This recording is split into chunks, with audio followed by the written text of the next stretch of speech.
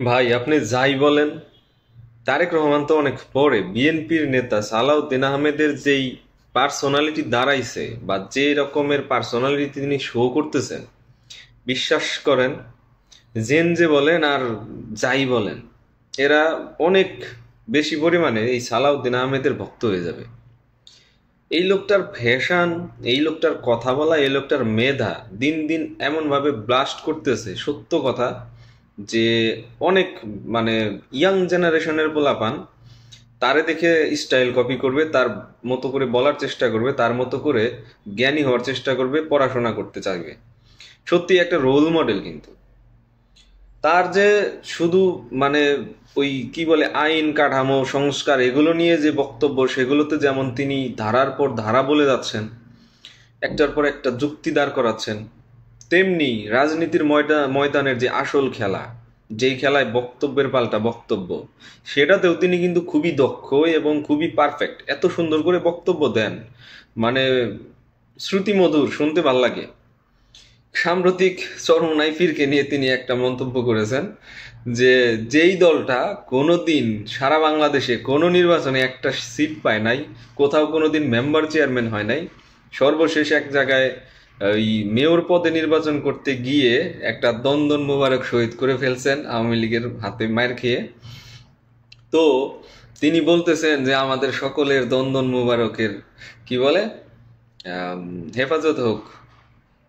তো আসলে তিনি এমন ভাষায় এমন ভাবে বক্তব্য দেন, কিছুদিন আগে ইউনূস সরকারকে নিয়ে বক্তব্য দিয়েছিলেন, সেটাও কিন্তু মানে খুব মার্জিত ভাষায় এবং খুবই শক্তিশালী বক্তব্য ছিল। তো সবকিছু মিলিয়ে এই লোকটা দিন দিন এমন ভাবে তার জায়গা দখল করে নিচ্ছে, সত্য কথা, একদম টপ লেভেল থেকে শুরু করে একদম আমাদের নেক্সট জেনারেশন যারা তারা পর্যন্ত, যারা রাজনীতিতে প্রবেশ করতে চায়, যারা রাজনীতিতে নতুন করে আসতে চাচ্ছে, পরিবর্তিত পরিস্থিতি বোঝার চেষ্টা করতেছে এবং চিন্তা করতেছে যে একটা ইতিবাচক পরিবর্তন হচ্ছে, তো আমরা এখন রাজনীতি বা পলিটিক্সের সাথে যুক্ত হব। আমার মনে হয় এই সালাউদ্দিন আহমেদের পার্সোনালিটিতে অনেকেই বিএনপির রাজনীতির সাথে যুক্ত হবে। একটা জিনিস খেয়াল করবেন, বিএনপি কিন্তু অনেক ম্যাচুরিটি দেখাইতেছে, তার ভেতরে অগ্রপথিক সালাউদ্দিন আহমেদ। বিশ্বাস করেন যে এই ব্যক্তিটার একদম বিএনপির ইমেজ মানে পাল্টাই ফেলছে। এই ব্যক্তির একক, আমার কাছে মনে হয় একক পার্সোনালিটি, একক মেধা, একক তার যে কথা বলা বক্তব্য সবকিছু মিলিয়ে তিনি এককভাবে বিএনপির ইমেজ অনেকখানি মানে চেঞ্জ করে ফেলছেন। তারেক রহমান তো অনেক পরের পরের কথা। তিনি তারেক রহমানের কর্মী।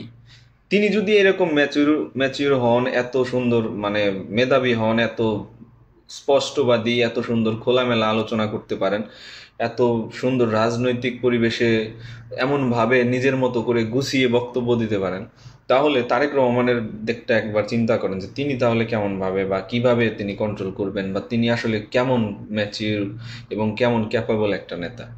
তো অনেকেই কটাক্ষ করেন তারেক রহমানকে যে তিনি এই সেই অমক তমক, কিন্তু ফাইনালি একটা জিনিস মাইনে নিতে হবে যে বিএনপির পলিটিক্স আওয়ামী লীগের পলিটিক্সের মতো না।